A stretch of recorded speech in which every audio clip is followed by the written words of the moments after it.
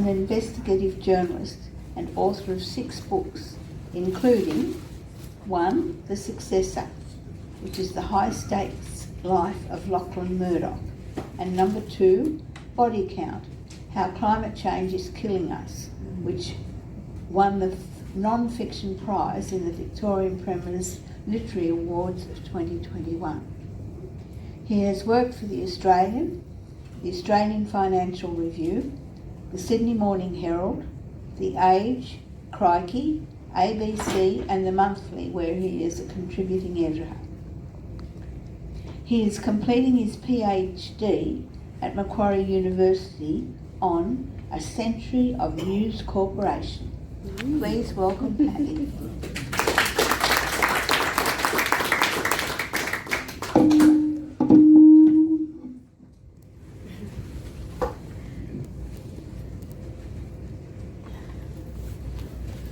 Thanks very much, Beverly.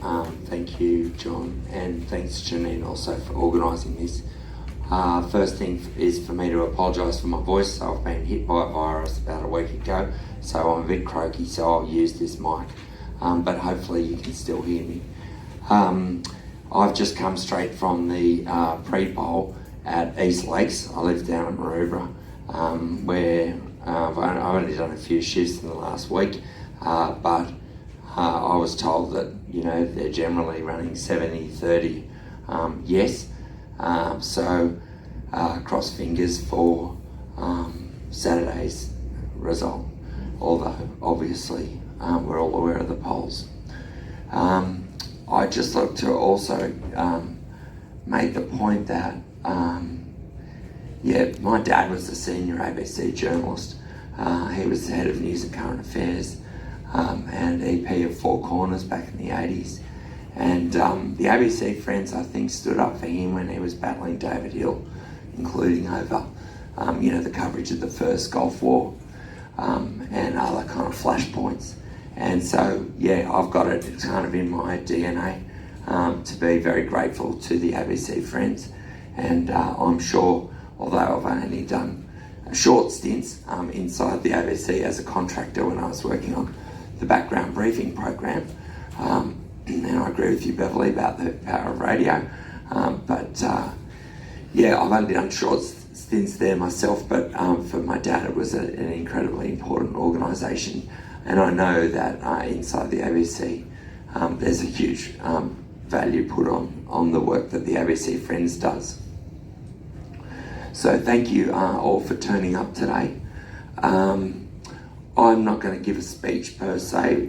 I'm going to talk to you about how I came to write a book about Lachlan Murdoch, what's happened since the book, what went into the book, what's happened since the book came out, which was the subject of a piece I just had published last weekend in the Good Weekend on Lachlan taking over from his dad, and also what we might expect when inevitably Rupert passes. And so I've had, I can talk Lachlan under wet cement now, but probably it seems to me it's better for me to keep my comments reasonably short and allow time for questions. So, and the other thing is I've just reading in the flyer, an interesting point, a couple of interesting points about the relationship between the ABC and News Corporation. So happy to talk about that as well.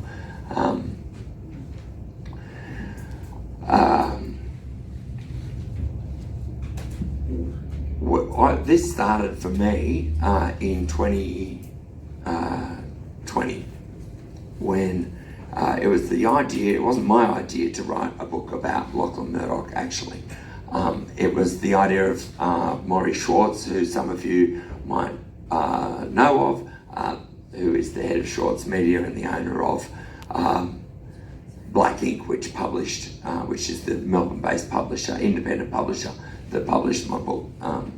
And I think he was looking at, there's been 50 books about Rupert, but also looking at the success of HBO's Succession series, looking at, there was a big Planet Fox investigation that the New York Times did, 3-part, 20,000 word investigation that came out in 2019 that really looked at the succession dynamic.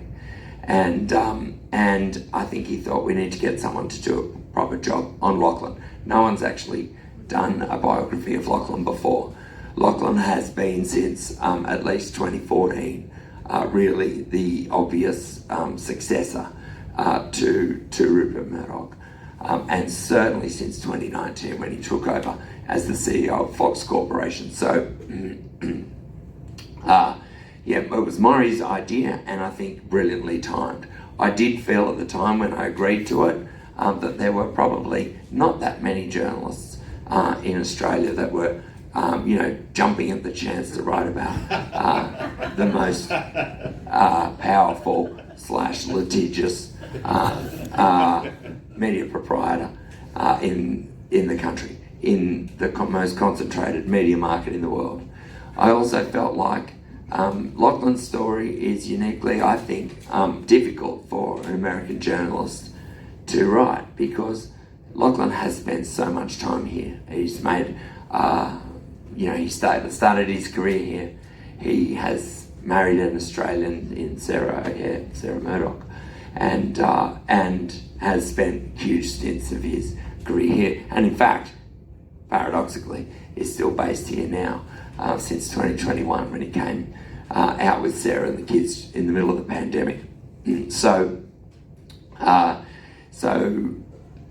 Lachlan I think is a little bit hard for the American media to get a handle on, because he spent so much of his time down here, and so I felt like it was going to take someone who didn't work for news, or ever hoped to work for news,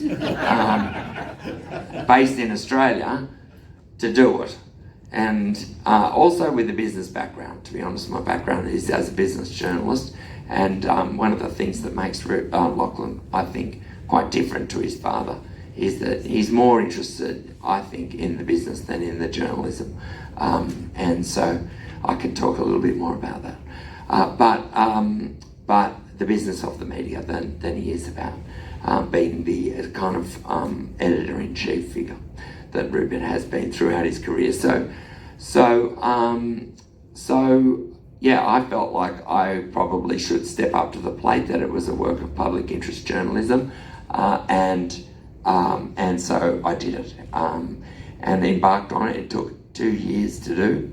It was always going to be unauthorised. I did hope that I would get an interview with Lachlan and get to spend some time with him. My rationale was that, we had the pop gun and he had the howitzers. So what did he have to fear from a little old biographer? And of course, he's got an army of people defending him, and he is, by definition, media savvy. So there's no outwitting him. There's no getting around his people. There is, I thought he had nothing to lose by talking to me. But I thought that too about Malcolm Turnbull when I did a biography of Malcolm Turnbull. And of course that came out in the year that he successfully challenged Tony Abbott for the Prime Ministership. And Turnbull's view, although when I started on that book, which only took, by the way, 7 months from go to woe, I was given sort of flashing amber lights by Turnbull's minders at the beginning, but by the end, he was in the throes of his challenge, and it probably wouldn't have been a good look for him to be sitting down with a prime ministerial biographer as he was trying to literally count the numbers to roll Tony. So this is my third unauthorised biography. I swear by Almighty God that I will not write another one. It is incredibly hard work. And I've had a couple of sneering reviews about, why does he perseveres, undaunted. I do it because it takes some guts and it takes some skill, and it's thankless. And I suppose I'm a freelancer, so I've got nothing better to do. So, yeah, I did. Actually, could I just, by the way, ask Janine or somebody, would a glass of water would be unreal. Thanks very much. Yeah, so it took 2 years. It was supposed to come out, be done within a year, and I thought at the beginning that would be possible, and I've done a book a year in some periods, but this one took ages because what I didn't get the interview with Lachlan, but I did get endless, I shouldn't say endless, lots of hours of background briefings from his inner circle, and that was kind of confounding, thanks, Jane.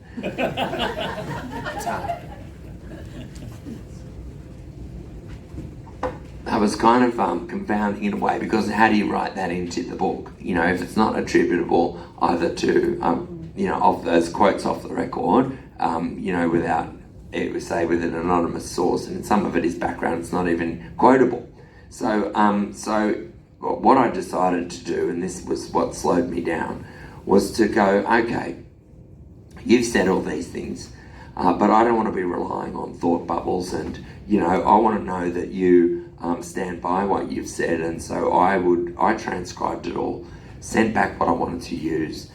Do you stand by this? Do you want to correct it? Do you, because I was very concerned all the way through to do a balanced book. I thought it would be no service to anyone if I was to produce an anti-Murdoch rant, or a book which simply changed the word Rupert and put in the word Lachlan and treated them as all the same. And I thought the key task of the book was to kind of dig into what made Lachlan different to his father. We all have an opinion by now about Rupert Murdoch. Oh, by the way, I'll just put in a little ad. I'm working, although not this week because of my voice, but I'm working at the moment on a 6-part podcast on the life and legacy of Rupert Murdoch, which is also being produced by Schwartz Media, who are the people behind the 7am podcast. If any of you listen to that, very popular, the most popular, I think, news podcast in the country, and so that'll be out in November, December. Rupert is interesting, of course, but the task of this book was to dig into what made Lachlan and what made him different from his father, and therefore what we might expect when he took over. I didn't realise that Rupert was literally about to retire, as he did 3 weeks ago, but clearly Rupert's now 92, and it's hard to imagine him having the same influence on a day-to-day basis as he's had throughout his remarkable 70-year career, and Lachlan is clearly the person in charge. So, I was convinced this was a public interest task, public interest journalism. I was determined that it be balanced. I think I got a good account of Lachlan's views of the key episodes in his career. I would have loved to have more of it on the record. I did my best to get as much as I could on the record, but what I did do, I'm proud of, in the sense that I've got the facts pretty straight.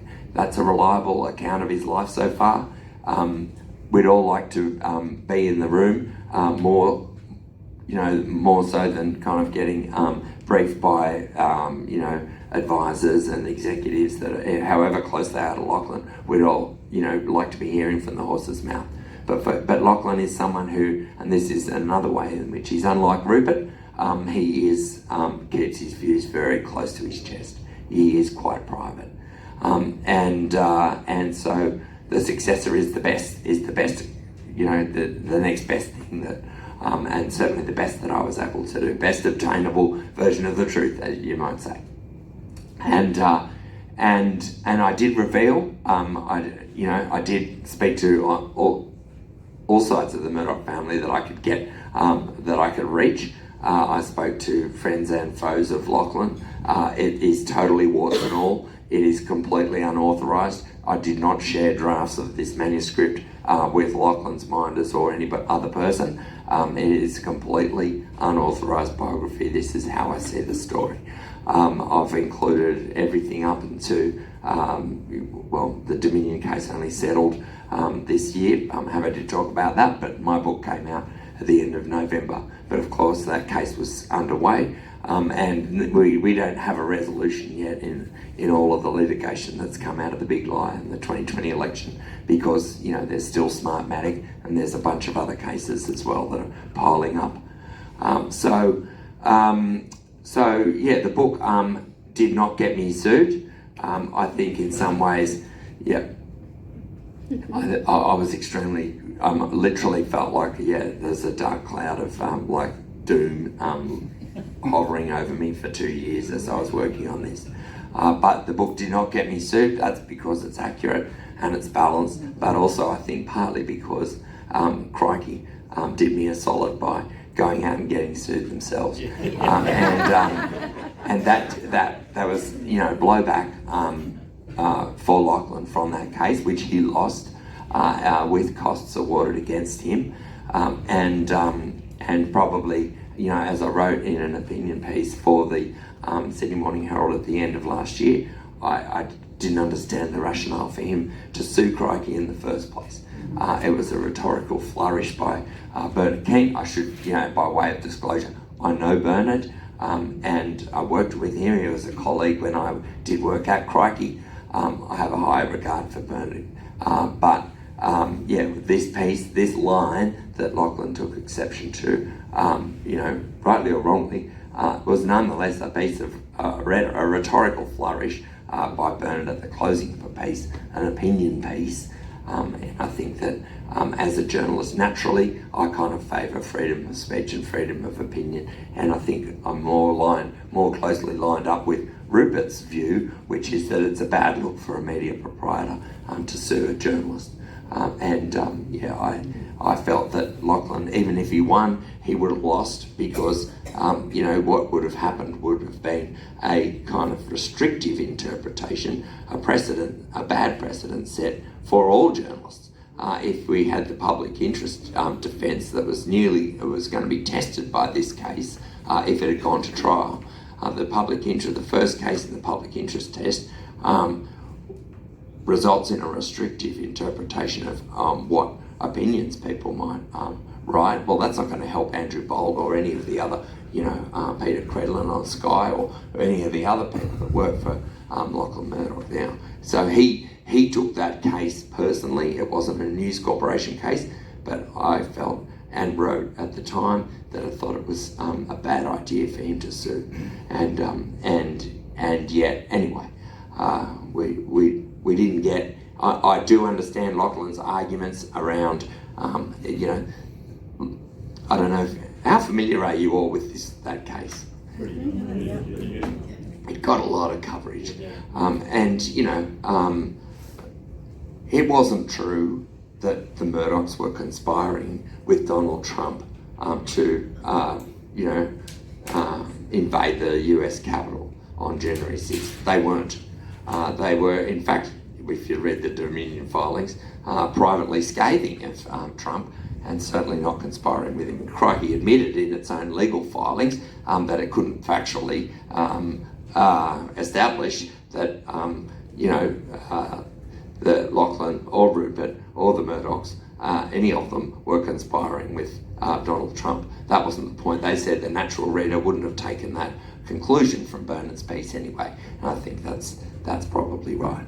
But Lachlan said there was, there was a measure of vindication in establishing through discovery in his litigation against Crikey that yes, they did try to use this. There was a marketing document, a strategy which said, yes, we're going to raise a hell of a lot of money out of this lawsuit by Lachlan. They placed, ads in the New York Times and so forth. And they did raise, I think, 2/3 of $1 million, $600 and something thousand from readers for their fighting fund. And they probably got a few subscriptions as well. So I think actually, given Lachlan's deep pockets, I think Crikey probably dodged a bullet. You can never predict how litigation is going to go, especially if you've got untested law. I think, I'm certain that Lachlan, it's small beer to him. It doesn't hurt him to lose a case of costs of $1.3 million, you wouldn't notice.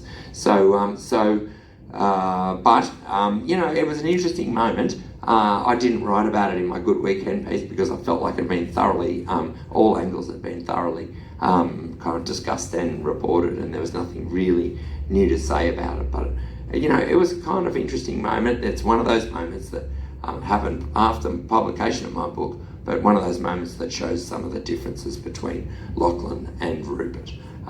He doesn't have the same thick skin as Rupert, and was labelled thin-skinned by a lot of different outlets at the time he sued. Crikey. Geez, I've already been talking for 17 minutes. Like I said,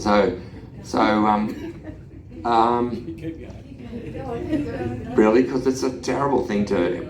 I don't want to watch anyone, with my croaky voice, and it's kind of relaxing in a way. So talking low croaky voice, and I'm just going to say people.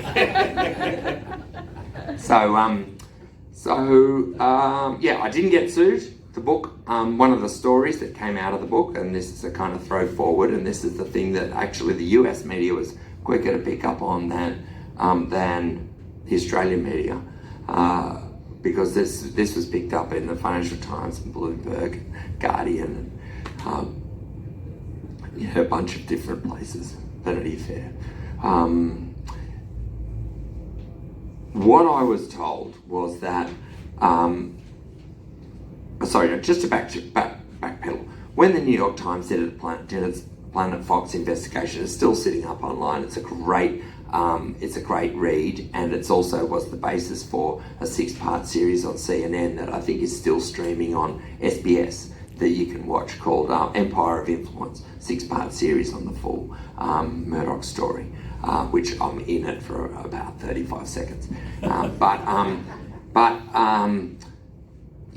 When that came out, the New York Times revealed that the Murdoch siblings were considering selling out to Lachlan and Rupert. So the way the Murdoch empire is controlled, both Fox Corporation and News Corporation, Fox Corporation being the American entity that's listed in America, has no presence here in Australia. It runs Fox News, Fox Sports, Fox Entertainment, what's left of it after they big sell to Disney, and 29 different local television stations and a bunch of other businesses.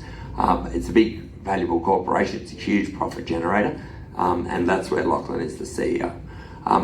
News Corporation is the historic company that started, in Adelaide a century ago, which is the subject of my PhD, but which has now got all of the newspapers worldwide, including in the US. So it's the Wall Street Journal, the New York Post, it's the Times of London, it's the Sun. In Australia, it's the Oz and all the tabloids that we know, plus Foxtel. So News Corporation is the and now Lachlan has taken over the running of both of those. So both of those companies have dual voting share structures, so that you can buy voting shares or non-voting shares. And the way the Murdoch family controls the empire is by holding 40% of the voting shares in both companies in what's called the Murdoch Family Trust. And it's a very complicated arrangement. It was partly arrived at in the divorce between Rupert and Anna back in 1999. Rupert was married for 30 years to Anna Torv, and when they split, the main thing that she wanted to ensure was that her children and the first daughter that from Rupert's first marriage, Prue, and her children, Liz, Lachlan and James, would be the only ones to inherit control of the Murdoch media empire when Rupert passed, and not any kids that he had from a future relationship, which she was by then already aware of. And so the way that structure works is that there are 8 votes. Rupert has 4, and each of the 4 elder kids from the first 2 marriages have 1 each. And the New York Times reported at the moment, Lachlan and Rupert equals 5 votes. They control the company. They control the empire. The New York Times reported that there had been a plan and documents drawn up, although they didn't. No one's ever seen these documents. Documents drawn up to buy the siblings out. So the three siblings, Prue, James, and Liz, are all to the left of Rupert and Lachlan, and James and his wife Catherine Murdoch have been critics, public, outspoken critics of the Murdoch media on coverage of climate change, coverage of immigration, coverage of democracy. So Rupert and Lachlan at one point in 2018 thought maybe we could just buy them out. Because the prospect is that when Rupert dies, the three more small L liberal siblings will roll Lachlan. And what I was told in researching this documentary, and of course it was all on background, so it's completely impossible for me to say where it came from and it's unattributable, but what I was told was that there was a determination now amongst those siblings. They are no longer interested in selling. They are determined to reassert control of the Murdoch family businesses when Rupert passes. And that's why on this flyer that you've got in front of you, I rang an analyst, one Wall Street analyst, who understood the situation very well, because this is not new. He said to me, the day Rupert dies is the day Lachlan gets fired. Now, he's not talking literally, but that is a very real, plausible scenario, because those three siblings, if they decide, can certainly vote their shares in favour of appointment of new directors who will appoint you, because they control basically who gets elected to the Fox and News Corporation boards, and then through that who will be appointed chief executive. And so that's a very realistic prospect once Rupert dies, because the way I was briefed was that it was no longer about a balance sheet for them or a profit and loss account. It was not about the money. It was because they wanted to reassert control of the Murdoch family businesses and do it in a way that promotes and enhances democracies around the world rather than undermines them. So that's a kind of post-January 6th take on the importance that the siblings place on bringing, in particular, Fox News back towards something more like the middle, and back towards factual reporting on issues that clearly are proving divisive, whether it's elections like 2020 and maybe next year we'll see, but also climate or immigration, race, and Black Lives Matter, whatever you like. So that was the biggest story that came out of my book, and that was picked up in the US media, and then there was a kind of rebound, and it's still being. If you read, Michael Wolff's just got another book out. Still, that scenario is still getting coverage right now. So that's not to say that it will happen, but it's plausible. Maybe that is a good point at 25 minutes of me rabbiting on for me to stop and talk and just answer your questions. But should I do that? Thank you for your struggling with your voice. Yes. That's magic. Not at all. Thanks very much. We do appreciate it. Do you want the mic? We do have a short time for questions and answers.